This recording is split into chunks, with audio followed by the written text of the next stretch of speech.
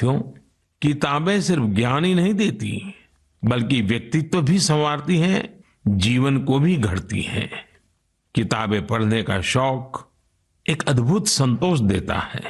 आजकल मैं देखता हूं कि लोग ये बहुत गर्व से बताते हैं कि इस साल मैंने इतनी किताबें पढ़ी, अब आगे मुझे ये किताबें और पढ़नी है। ये एक अच्छा ट्रेंड है जिसे और बढ़ाना चाहिए। मैं भी मन की बात के श्रोताओं से कहूंगा कि आप इस वर्ष की अपनी उन 5 किताबों के बारे में बताएं जो आपकी पसंदीदा रही हैं। इस तरह से आप 2022 में दूसरे पाठकों को अच्छी किताबें चुनने में भी मदद कर सकेंगे।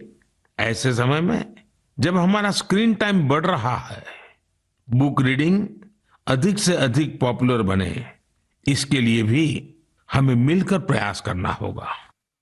मेरे प्यारे देशवासियों, हाल ही में मेरा ध्यान एक दिलचस्प प्रयास की ओर गया है। ये कोशिश हमारे प्राचीन ग्रंथों और सांस्कृतिक मूल्यों को भारत ही नहीं बल्कि दुनिया भर में लोकप्रिय बनाने की है। पुणे में भंडारकर ओरिएंटल रिसर्च इंस्टीट्यूट नाम का एक सेंटर है। इस संस्थान ने दूसरे देशों के लोगों को महाभारत के महत्व से परिचित कराने के लिए ऑनलाइन कोर्स शुरू किया है। आप ये जानकर हैरान रह जाएंगे कि ये कोर्स भले अभी शुरू किया गया है, लेकिन इसमें जो कंटेंट पढ़ाया जाता है उसे तैयार करने की शुरुआत 100 साल से भी पहले हुई थी।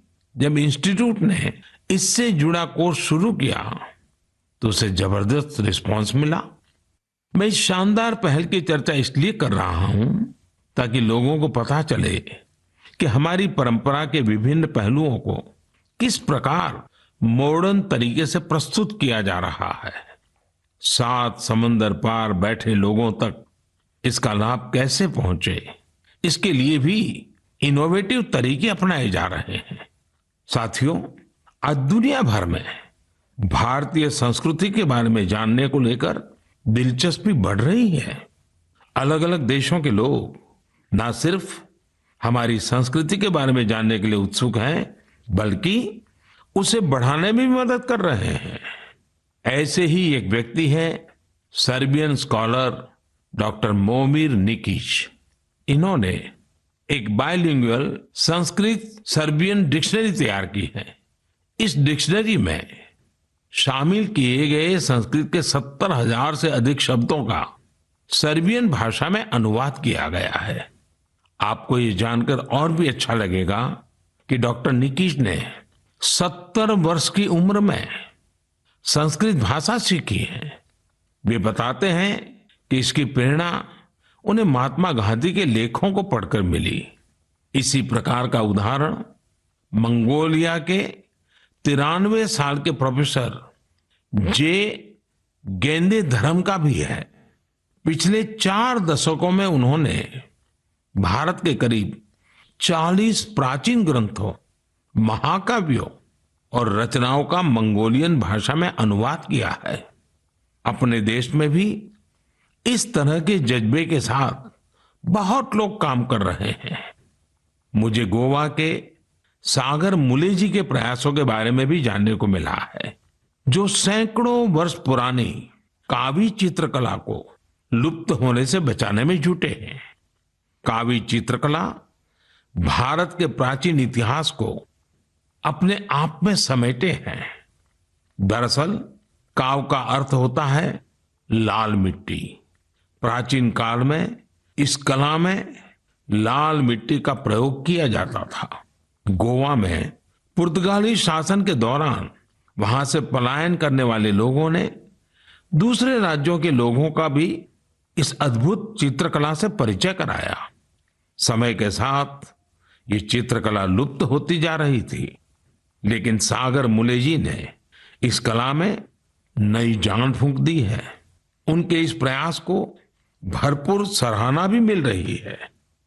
साथियों, एक छोटी सी कोशिश, एक छोटा कदम भी हमारी समृद्ध कलाओं के रक्षण में बहुत बड़ा योगदान दे सकता है। अगर हमारे देश के लोग ठान लें तो देश भर में हमारी प्राचीन कलाओं को सजाने, संवारने और बचाने का जज्बा एक जन आंदोलन का रूप ले सकता है। मैंने यहाँ कुछ ही प्रयासों के बारे में बात की है। देश भर में इस तरह के अनेक प्रयास हो रहे हैं। आप उनकी जानकारी नमो ऐप के जरिए मुझ तक जरूर पहुंचाएं। मेरे प्यारे देशवासियों, अरुणाचल प्रदेश के लोगों ने साल भर से एक अनूठा अभियान चला रखा है और उसे नाम दिया है Arunachal Pradesh air gun surrender अभियान। इस अभियान में लोग स्वेच्छा से अपनी एयर गन सरेंडर कर रहे हैं। जानते हैं क्यों? ताकि अरुणाचल प्रदेश में पक्षियों का अंधाधुंध शिकार रुक सके।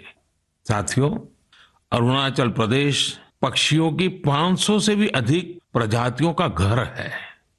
इनमें कुछ ऐसी देसी प्रजातियां भी शामिल हैं जो दुनिया में कहीं और नहीं पाई जाती हैं। लेकिन धीरे धीरे अब जंगलों में पक्षियों की संख्या में कमी आने लगी है। इसे सुधारने के लिए ही अब ये एयरगन सरेंडर अभियान चल रहा है। पिछले कुछ महीनों में पहाड़ से मैदानी इलाकों तक, एक कम्युनिटी से लेकर दूसरी कम्युनिटी तक, राज्य में हर तरफ लोगों ने इसे खुले दिल से अपनाया है। अरुणाचल के लोग अपनी मर्जी से अब तक 1600 से ज्यादा एयरगन सरेंडर कर चुके हैं। मैं अरुणाचल के लोगों की इसके लिए प्रशंसा करता हूं, उनका अभिनंदन करता हूं। मेरे प्यारे देशवासियों, आप सभी की ओर से 2022 से जुड़े बहुत सारे संदेश और सुझाव आए हैं। एक विषय हर बार के तरह अधिकांश लोगों के संदेशों में है। ये है स्वच्छता और स्वच्छ भारत का। स्वच्छता का ये संकल्प अनुशासन से, सजगता से और समर्पण से ही पूरा होगा। हम एनसीसी कैडेट द्वारा शुरू किए गए पुनीत सागर अभियान में भी इसकी झलक देख सकते हैं। इस अभियान में 30,000 से अधिक एनसीसी कैडेट शामिल हुए।